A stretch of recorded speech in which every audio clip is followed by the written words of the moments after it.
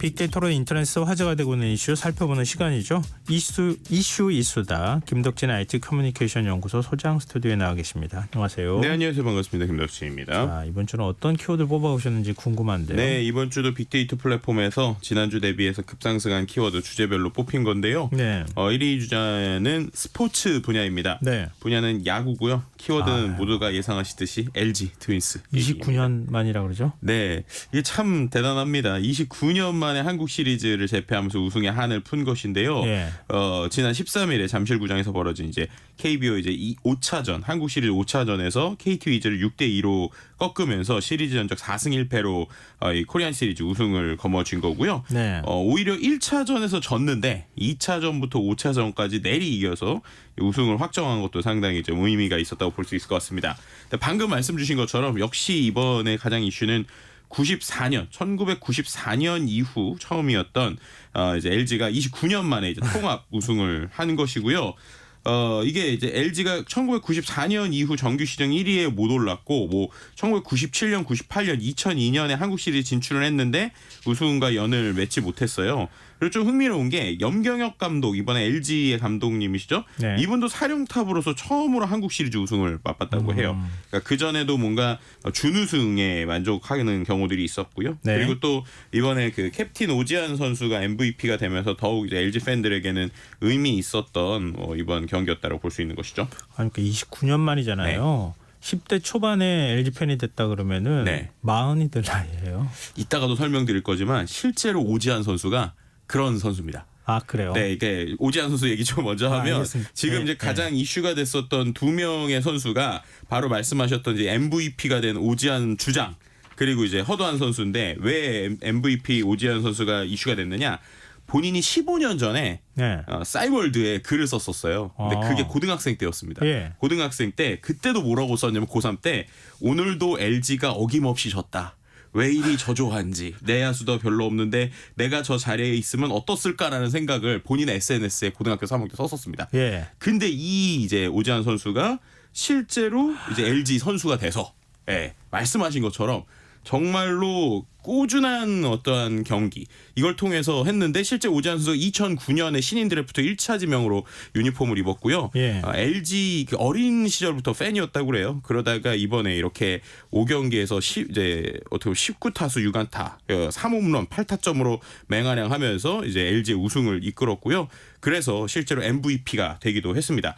허도한 선수가 있는데 허도한 선수는 네. 화려한 선수 생활은 아닌데 이번에 하나의 진기록을 만들었어요. 네. 이동통신사를 보유한 3개 팀에서 전부 한국 시리즈 우승을 경험한 선수가 됐습니다. 아, 그래요? 네, 그래서 이 선수가 지금까지 6개 팀을 오갔는데요. 예. 그 중에서 이제 통신 3사가 있고 통신 3사를 갈 때마다 우승을 이제 와, 차지하다 그거 보니까 참 쉽지 않은 일인데. 네, 뭐 우승의 마스코트 아니냐 이런 얘기도 좀 나왔었고 그다음에 말씀드렸던 MVP, 그러니까 오지환 선수가 MVP가 되면서 예. 지금 받은 선물이 또 이슈가 되고 있는데 저 그거 보고 네. 약간 뭔가 짠한 느낌도 있고요. 그러니까요. 고범무 회장이 이런 네. 유산을 남겼나? 그러니까요. 이런 건 참 중요하구나 이런 네, 생각을 했어요. 맞아요. 모르시는 분들을 위해서 이제 그 구본무 선대회장이죠.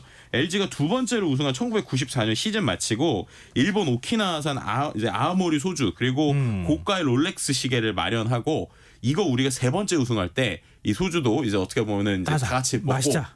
그리고 또 MVP에게 이 고가의 시계를 주겠다. 그런 건데 이게 드디어 이제 29년 만에 개봉이 됐고요. 그래서 그 사이에 소주는 다 증발해서 다 없어져 버렸다 이런 소문이 돌고 네. 시계 다 망가졌다 이런 얘기도 있었어요. 네. 근데 그래서인지 뭐 시계의 주인이 되긴 했는데 본인도 이제 부담스럽다고 하면서 아들이 이제 구강모 회장께 주겠다 뭐 이런 얘기까지 좀 한 뭐 여러 가지 LG 팬들에게는 상당히 기분 좋은 이슈였다 이렇게 말씀드릴 수 있을 것 같습니다. 술 남았다는데요?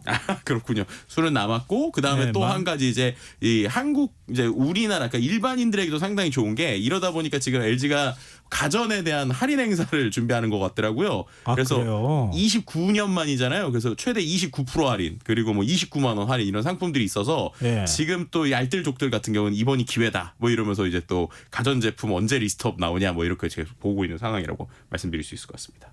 아, 이거 우승 예측을 했어야 되는데. 그 미리 가진 사신 분들은 얼마나 아깝겠어요. 그러니까요. 네.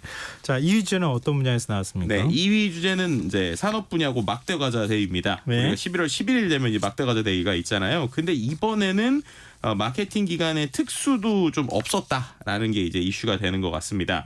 실제로 이제 그 보통 이 막대 과자 데이의 마케팅 기간이 11월 1일부터 11일까지인데 다른 때보다 지난해 같은 기간보다 8.2% 정도 편의점에서 감소했다고 해요. 그러니까 그게 왜 그런가 봤더니 이번에는 이 막대 과자 데이가 주말 토요일이었고 네. 그다음에 또 갑자기 추웠잖아요. 한파가 있다 보니까 매출이 떨어진 것 같다라고 얘기를 했고요. 근데 그것보다 오히려 많이 나오는 거는 이제 고금리와 고물가는 이중고에서 어떻게 보면은 이 과자 제품 또한 상당히 좀 비싼 부분들이 많다 보니까 가격이 올랐어요. 네, 그래서 이제 저렴한 걸 좀 찾았다고 그래요. 예를 들면은 이게 이제 패키지가 뭐 몇만 원대도 있고 2만 원대 이상도 있고 네. 5천 원대 이하도 있거든요. 근데 한 편의점에서 분석한 결과를 보면 올해는 좀 판매 자체도 줄었지만 네. 판매된 것도 보면 5천 원 미만 패키지가 52%였고 이제 1만 원에서 2만 원 부분이 27%, 그다음에 2만 원 이상은 5.4%밖에 되지 않았다고 합니다. 2만 원 이상은 막대 과자로 어떻게 2만 원 이상 가격이 나와요? 보통 이제 막대 과자만 있는 게 아니라 초콜릿, 뭐 고가의 초콜릿이나 여러 가지 패키지가 나오게 되는데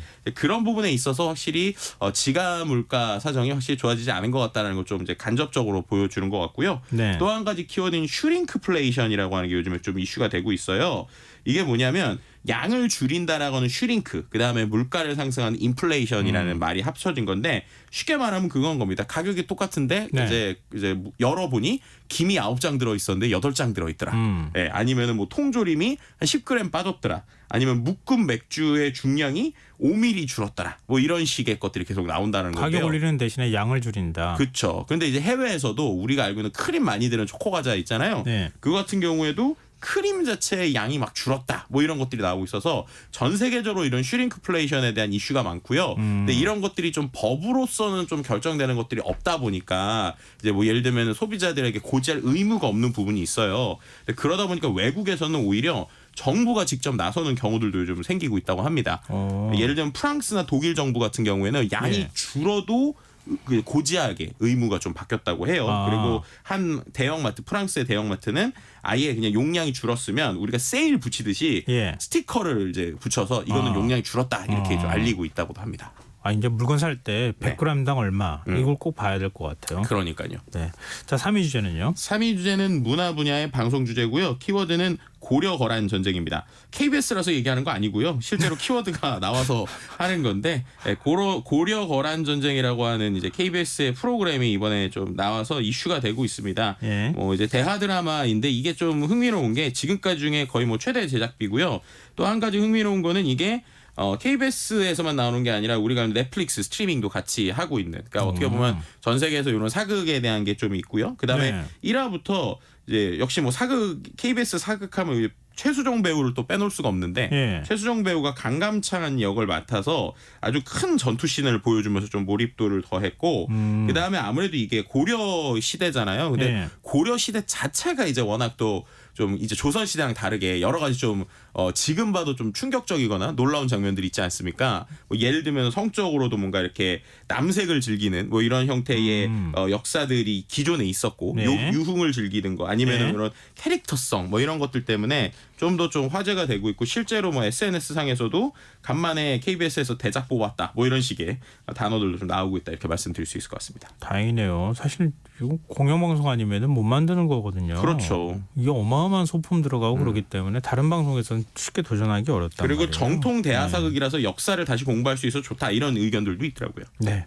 자, 4위 주제로 가볼까요? 4위 주제는 정치 분야고요. 이동관이란 키워드입니다. 이동관 방송통신위원장에 대한 탄핵 소추안을 둘러싸고 여야가 충돌하고 있는데 더불어민주당이 탄핵안을 다시 추진하겠다는 입장을 밝히자 국민의힘은 부당하다면서 법적 대응에 나서고 있어서 이 두 당의 어떠한 계속 부딪힘이 어디까지 갈 것이냐에 대한 뭐 여러 가지 주장들이 나오고 있고 의견들이 나오고 있는 상황입니다. 이게 다예요?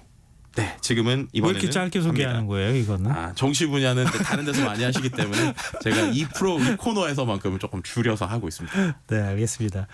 제가 농담삼아 얘기해 본 겁니다. 다른 건 굉장히 길게 얘기하시는데 이거 너무 짧게 얘기해 주셔가지고. 자, 마지막 5위 주제 어느 분야에서 나왔습니까? 네, 5위 주제는 IT 분야고요. 키워드는 삼성 AI라는 키워드입니다. 네. 이게 뭐냐면 요즘에 우리가 AI 하면 계속 챗GPT, 오픈 AI 얘기했었잖아요. 네. 근데 삼성전자에서도 이번에 좀 새로운 컨셉의 AI가 나오고 있다. 이게 좀 화제가 되고 있는 것 거예요. 같아요, 기사. 네, 이게 어떤 거냐면 네. 우리가 알고 있는 챗GPT는 오픈 AI는 인터넷에서 계속 나오는 거잖아요. 그렇죠. 그러니까 인터넷에서 계속 이제 뭐 예를 들어서 우리가 어떤 정보를 넣었을 때 정보를 대답해주고, 근데 결국 그걸 하려면은 인터넷에 연결이 돼 있어야 되고, 그렇죠. 두 번째는 그게 외국 서비스이다 보니까 제가 뭔가를 넣었을 때 이거 데이터 외국으로 나가는 거 아니냐라고 하는 좀 불안감이나 보안성에 대한 여러 가지 고민들이 있는 상황이란 말이에요. 그리고 또 거기서 응답해 주길 바라려면 서버까지 접속을 해야 되는 거니까. 그렇죠. 속도도 듣고. 네, 그렇죠. 근데 네. 이번에 이제 삼성에서 하려고 하는 건 이 스마트폰 안에다가 그런 AI를 탑재하겠다는 거예요. 그렇게 되면은 이거는 이제 아까 말씀드린 인터넷이 굳이 연결이 돼 있지 않아도 되고, 예. 그리고 이제 데이터가 외부로 나가지도 않고 그 예. 안에서 이제 해결이 되니까 아무래도 속도감이 좀 빠를 수 있다라고 이제 많은 사람들이 기대하고 있는 것이고요. 예. 이제 이런 것들이 이제 향후에 갤럭시 S24 그러니까 다음 시리즈에 나오는 것이 아니냐라는 얘기가 나옵니다. 그럼 이제 그렇게 됐을 때 우리에게 어떤 도움이 되느냐가 중요하잖아요. 예. 이게 예를 들면 이런 게 된다고 그래요. 글자를 이제 우리가 뭐 보고서 같은 걸 넣으면 예. 요약해서 몇 줄로 짧게 보여주거나 예. 아니면 뭔가 프로그래밍 코딩을 할 때 도와주고 그림을 그려주는 이런 것도 있는데, 궁극적으로 저는 이 기능 때문에 와 이거 지금 빨리 나왔으면 좋겠다 하는 게 뭐냐면요. 저랑 비슷한 생각 하셨을 것 같은데요. 바로 외국인 분들과 통화를 하면 네. 실시간으로 번역이 되는 수 예, 있다고 그거 합니다. 네. 있으면 좋을 것 같다는 생각했어요. 그러니까요. 만약에 그것도 텍스트로 바꿔준다면서요. 그렇죠. 이제 만약에 그렇게 되면 우리가 뭐 외국인들과의 통화 좀 어려움 없이 할 수 있는, 예전에 공상과학 영화에서나 볼 수 있을 것 같은 세상이 오다 보니 예. 확실히 AI의 발전이 또 여러 가지 또 우리의 삶을 또 바꿔놓을 수도 있겠구나 이런 생각이 좀 들기도 하는 시간이 그러니까 저랑 왔습니다. 그건 생각이 일치했잖아요. 네. 또 하나 생각이 있었는데 네. 그것도 일치했는지 궁금해요. 어떤 거예요? 이제 어학 공부 안 해도 되겠다. 글쎄요. 저는 그러면 고생하면서 해야 되나? 안 해도 되는데? 완벽하지는 않아도 그래도 구조는 알고 있어야 될 것 같다는 생각을 들긴 하고 있는데, 어쨌든 좀 대화를 할 때의 어학 공부의 양은 좀 줄겠죠. 그러니까요. 네. 얼마나 편해요. 관광 같은 데 나가면 대화하는 데 가지고 얼마나 답답해요. 그러다가 자칫 전화기 고장 나면 큰일 납니다. 아이고, 이렇게 부정적으로 얘기하세요. 좀 어떻게 나오는지 기대를 해보죠. 네. 자, 이슈 이수다. 지금까지 김덕진 IT 커뮤니케이션 연구소 소장과 함께했습니다. 고맙습니다. 네, 감사합니다. KBS 라디오 김성환의 시사 1부 순서 여기서 마무리하겠습니다. 전 11시 정각 2부에 다시 오겠습니다.